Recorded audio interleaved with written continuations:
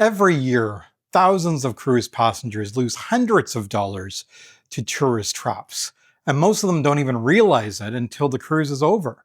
I've seen the same mistakes happen over and over again. Today, I'm sharing the 5 biggest cruise tourist traps to avoid, and trust me, the last one is one that almost every cruiser falls into. First one, taxi scams. The moment you walk off the ship, you'll probably see a long line of taxis waiting. Most drivers are honest. Some are not.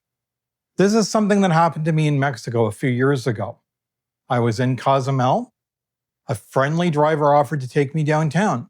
I didn't know the area well, so I agreed. When we arrived, only a few minutes later, he told me that I owed him $40. Not wanting to argue in a foreign country, I reluctantly paid it. Later that day, I overheard another couple saying they only paid $15 for the exact same ride. The difference? They asked one simple question before getting in. How much? Always agree upon the fare before the ride begins. Use official taxis whenever possible. Check with rideshare apps if they're available in that country. And check whether the port posts fixed taxi rates, as a lot of them now do. That 2-minute conversation with the taxi driver can save you enough money for another great meal back on the ship. But paying too much for transportation isn't the easiest way to lose money. We've all seen them. Best prices, authentic local gifts, today only. The problem is that many souvenirs sold near the cruise ports aren't actually made locally.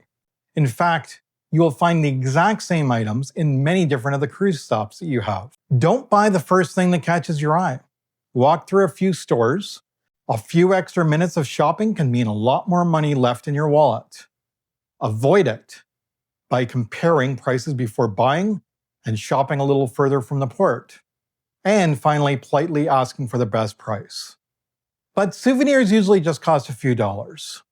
The next tourist trap can cost thousands.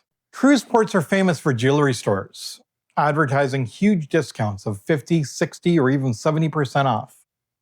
Others offer free charms or bracelets and have been recommended by the cruise line. Those deals sound incredible, but here's the question I always ask myself. Would I buy this exact same thing at that price back home? If the answer is no, I keep walking.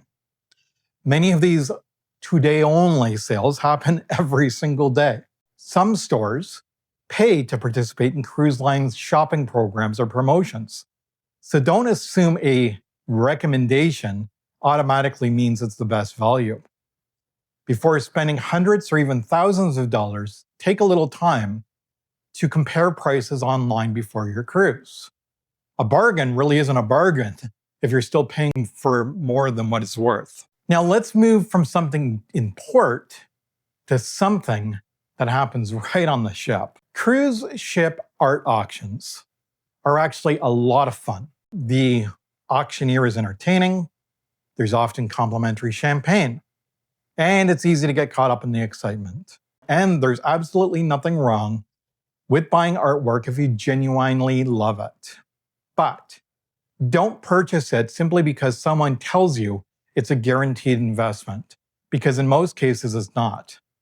One widely reported recent case involved a widow who spent more than $1 million buying artwork on cruise ships. When her family found out and later tried to sell the collection, they reportedly received about 10 or 20 cents on the dollar. Buy art because it makes you smile. Buy it because you like to look at it every day, not because you're expecting it to pay for your next cruise. But the biggest tourist trap isn't waiting for you in port. It's waiting in your own mind. This is the one that catches almost everyone off guard.